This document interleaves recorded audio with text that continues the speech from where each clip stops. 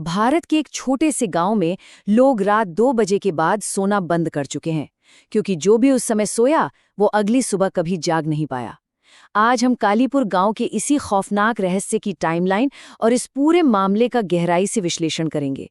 ये कोई आम कहानी नहीं है, बल्कि एक ऐसी डरावनी हकीकत है जो सच में रातों की नींद उड़ा देती है। चलिए सीधे इस मामले की तह तक चलते हैं। इस पूरे मामले की शुरुआत इसी भयानक सच से होती है। कालीपुर में कोई भी रात 2 बजे के बाद सोता नहीं है। जो सो गया, समझो वो हमेशा के लिए सो गया। ये कोई सुनी सुनाई बात नहीं है, बल्कि इस गांव का वो कड़वा सच है जिसके साये में लोग रोज जीते हैं। जरा सोचिए, जिस नींद को हम दिन भर की थकान मिटाने का जरिया मानते हैं, वही नींद यहाँ मौत का सीधा बुलावा है। दिन और रात के बीच कालीपुर का माहौल बिल्कुल उलट जाता है। दिन के समय ये एकदम किसी भी आम गांव जैसा लगता है। बच्चे खेल रहे हैं, किसान खेतों में हैं, औरतें कुएं पर हैं, सब कुछ बिल्कुल सामान्य। लेकिन जैसे ही घड़ी में रात के 2 बजते हैं, पूरा का पूरा गांव अचानक जाग उठता है। हर घर की बत्तियां जल जाती हैं। लोग चाय बना रहे हैं, कुछ डर के मारे मंत्र पढ़ रहे हैं, तो कुछ बस चुपचाप खिड़की से बाहर उस घने अंधेरे को घूर रहे हैं। इन सबके पीछे बस एक ही खौफनाक नियम काम कर रहा है। नियम यह है कि अगर 2 बजे के बाद सो गए तो वो आ जाएगा। ये लाइन यहाँ के लोगों के लिए कोई चेतावनी नहीं, बल्कि पत्थर की लकीर है। अब सबसे बड़ा सवाल यही उठता है कि आखिर वो कौन है जो 2 बजे के बाद आता है। इसी एक सवाल ने कालीपुर की रातों की नींद छीन ली है। अब इस रहस्य की सच्चाई दुनिया के सामने लाने के लिए एंट्री होती है आरव की। आरव दिल्ली का एक बहुत ही शक्की स्वभाव वाला पत्रकार है। वो इस गांव में आता ही इसलिए है ताकि इस पूरे तथाकथित अंधविश्वास की पोल खोल सके। आरव सिर्फ तर्क और विज्ञान में मानता है। उसके लिए कालीपुर का ये 2 बजे वाला नियम महज एक दिमागी वहम से ज्यादा कुछ नहीं था। लेकिन जाहिर है, गांव वाले इसे कोई वहम नहीं मानते। गांव के ही एक बुजुर्ग ने आरव को बहुत सख्त चेतावनी दी। उन्होंने बताया कि रात 2 बजे के बाद कोई अदृश्य शक्ति तुम्हारा नाम लेकर बुलाती है, और अगर तुमने गलती से भी उसे जवाब दे दिया तो समझो तुमने खुद उसे अपने कमरे के अंदर आने की दावत दे दी। आरव ने इस बात को बस एक आम लोकल कहानी समझकर हंसी में टाल दिया और खुद इसकी जांच करने की ठान ली। अब आरव की पहली रात की टाइमलाइन पर नजर डालते हैं। 1:55 पर पूरा गांव जाग रहा था। कुत्ते लगातार रो रहे थे, घरों से अगरबत्तियों का धुआं उठ रहा था। 1:59 पर आरव अपना कैमरा ऑन करके रिकॉर्डिंग शुरू करता है। लेकिन ठीक 2 बजते ही एकदम सन्नाटा। ना कुत्तों के रोने की आवाज, ना हवा की कोई आहट। ये अचानक पसरा हुआ सन्नाटा सच में किसी बहुत बड़ी अनहोनी का इशारा था। और फिर उस भयानक सन्नाटे को चीरती हुई एक अजीब सी फुसफुसाहट गूंजती है। आरव, दरवाजा खोलो। कमरा एकदम खाली था, लेकिन किसी ने बिल्कुल साफ आवाज में उसका नाम पुकारा। ये इस पूरे मामले का वो सबसे बड़ा मोड़ है जहां आरव का सारा विज्ञान और सारा शक एक पल में ढहने लगता है। खिड़की के बाहर का जो नज़ारा था वो हूबहू गांव वालों की उस डरावनी कहानी से मेल खा रहा था। घने अंधेरे के बीच एक औरत खड़ी थी। उसके लंबे काले बाल जमीन को छू रहे थे। चेहरा पूरी तरह से अंधेरे में था, लेकिन उस पर एक बहुत ही अजीब सी मुस्कान थी, और उसकी वो चमकती हुई लाल आंखें वो साफ दिख रही थीं। वो कोई परछाई नहीं थी। खौफ साक्षात खिड़की के उस पार खड़ा था। तभी वो साया अपना सिर टेढ़ा करता है और एक रोंगटे खड़े कर देने वाला सवाल पूछता है, तुम सोए क्यों नहीं? और इस सवाल के आते ही आरव का कैमरा अचानक ग्लिच करने लगता है।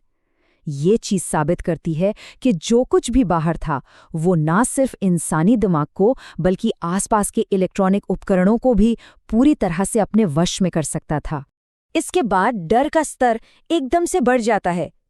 बंद दरवाजे पर पहले एक बहुत ही धीमी सी दस्तक होती है, टक टक टक, और देखते ही देखते वो दस्तक एक खौफनाक और भारी प्रहार में बदल जाती है।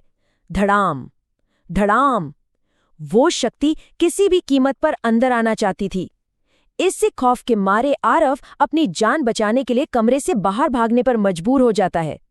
बाहर निकलने पर उसी बूढ़े आदमी के जरिए इस गांव का वो खौफनाक इतिहास सामने आता है जिसे अब तक छुपाया गया था। पता चलता है कि करीब 70 साल पहले कालेपुर में एक औरत को जिंदा जला दिया गया था।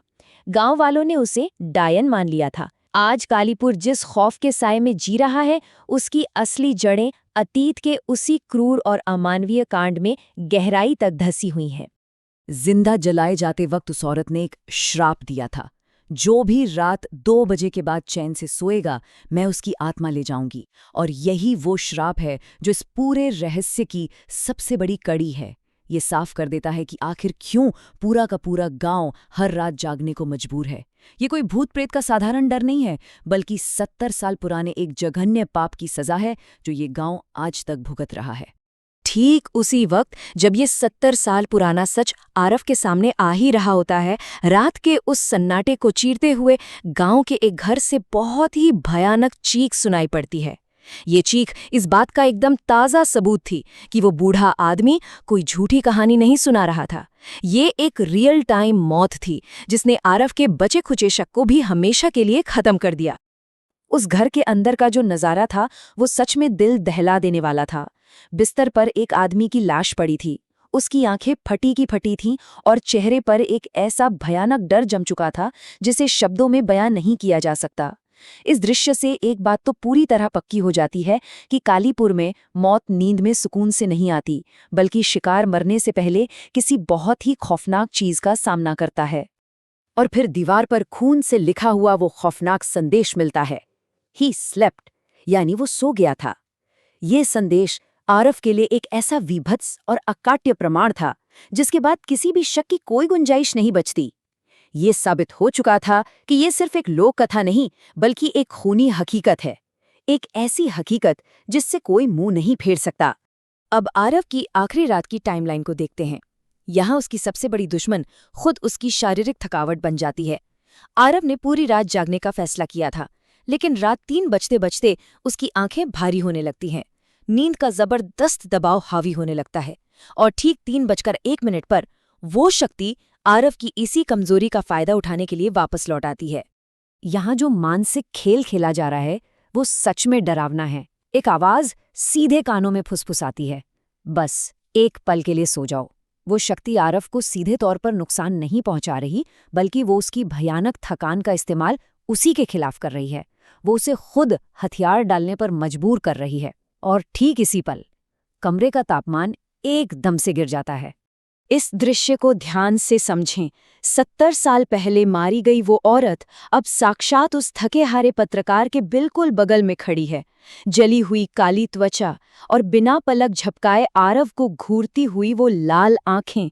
ये कोई भ्रम नहीं था, ये 70 साल पुराने दर्द और बदले की आग का जीता जागता रूप था जो अब आरव के कमरे के अंदर उसके बिल्कुल करीब आ चुका था। और फिर वो बहुत ही धीरे से उसके कान के पास आकर बोलती है, अब तुम्हारी बारी है।